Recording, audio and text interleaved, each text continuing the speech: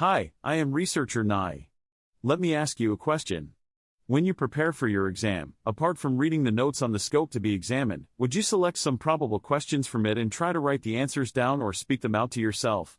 You think it will help you memorize and get higher scores, don't you? Take another example. When we learned the alphabets at kindergarten, we would look at the shape of each of them, say it out loud, and write it in the air with a finger, all at the same time. Was this just for fun?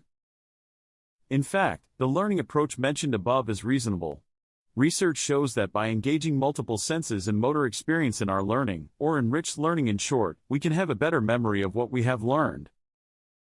When we can see, touch, smell, hear, and physically interact with what we are learning, it creates more neural pathways and connections in the brain, allowing for better retention of information.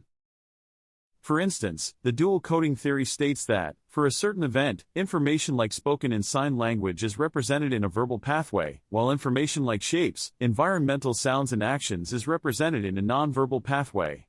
During recall, each pathway can activate the other, resulting in more routes to memory retrieval.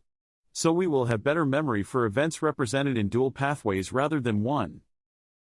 Research found that enriched learning induces cross-modal interactions between sensory-specific brain regions while handling unisensory tasks after learning.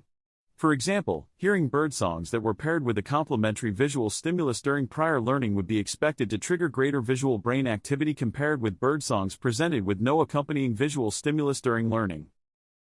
Such cross-modal responses indicate that the brain retrieves memory with multisensory internal models, which are encoded during enriched learning and deployed during subsequent unisensory perception. To illustrate this, suppose one encounters an unfamiliar person in a face-to-face meeting. During the meeting, one's brain acquires through the sensory organs the person's voice and face information among others, and builds a multisensory internal model for the unfamiliar person with such information. Some days later, the same person is encountered in a unisensory context, such as a phone conversation, where only voice information is available. During the phone conversation, the brain generates auditory predictions on who this is based on the voice information. The brain will then use its previously encoded multisensory internal model to infer from these predictions the absent visual face information, which effectively constrains the interpretation of the unisensory stimulus, thereby facilitating comprehension of the incoming speech and identification of the speaker. Thus, auditory perception is based not only on the incoming voice but also on the voice-face correspondences encoded during the initial face-to-face encounter. This serves as an additional source of knowledge that can be used to construct a more accurate perception during the auditory-only encounter.